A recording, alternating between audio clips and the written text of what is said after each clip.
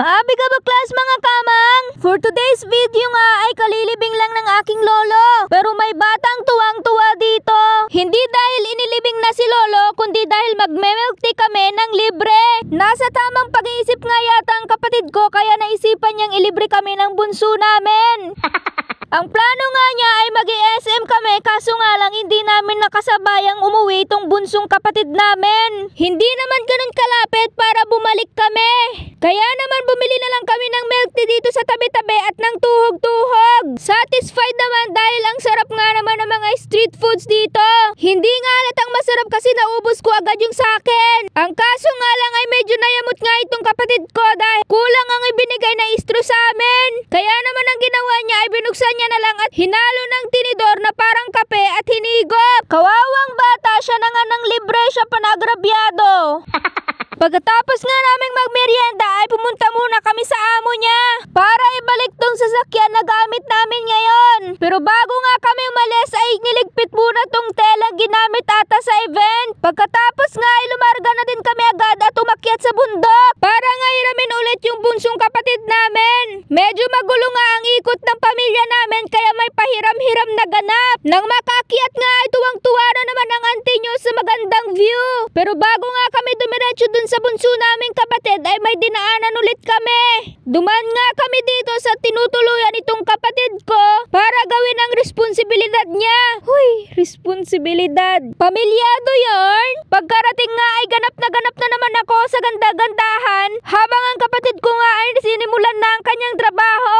Nagprepare na nga siya ng pagkain ng mga baboy para mapakain na mga ito. Kasi pag naman ang batang are, bilib nga ako din dahil hindi na kailangan pang padalahan ng pera para mabuhay. Kahit matigas ang ulo, ang mahalaga ay hindi na nga pabigat. Yun na nga at habang busy siya sa pagpapakain ng baboy, ako naman ay ganda-gandahan pa rin ang ganap ko din Nakakatuwa lang talaga dahil napakaganda ng view.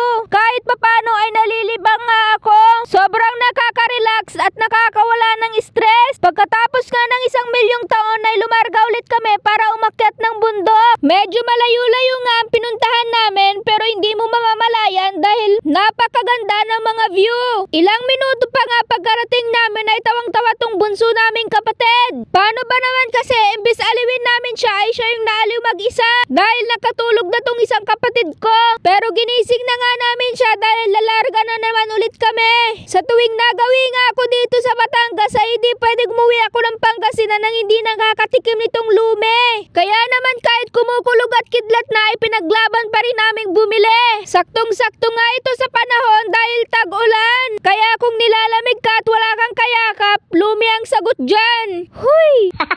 Tuwang-tuwa nga ang buong araw dahil busog na busog ako nang hindi gumagastos. Sabi ko nga sa inyo ay nasa tamang pag-iisip ang aking kapatid kaya galante siya ngayon.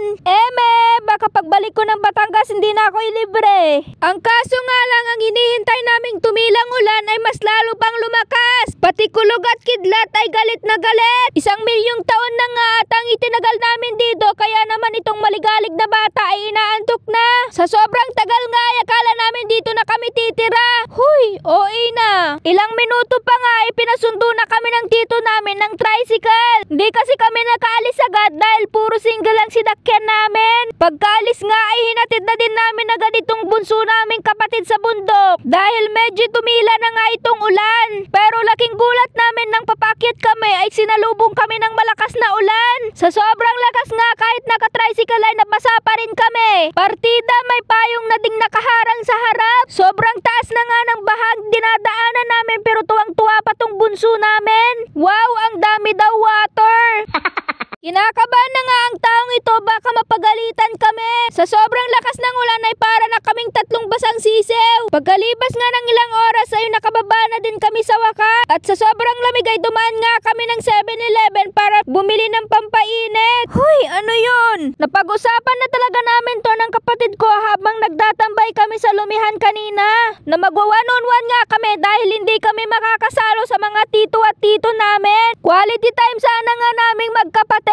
Ang kaso nga lang ay tinulugan naman ako. Hindi ko na nga sana gigisingin dahil halos wala ngang tulog ang batang are. Pero ilang oras na nga lang ay babiyahin na ako. Kaya naman gusto kong sulitin ang oras na to. Kaya naman niyaya ko ulit siyang bumili ng tayo sa 7-Eleven nang maubos na namin itong isang boteng The Virgin. Nakakatuwa nga yung gantong moments ng magkapatid. Ang sarap lang balikan ng mga masasayang alaala at nakakatawang pangyayari. Hindi kami sabay at magkasamang lumaki. Pero nung pangalawang pagbalik ko dito, kahit papano ay may nabuo kaming sulit na memories. Hanggang dito na nga lang muna. Maraming salamat sa panonood. Bye!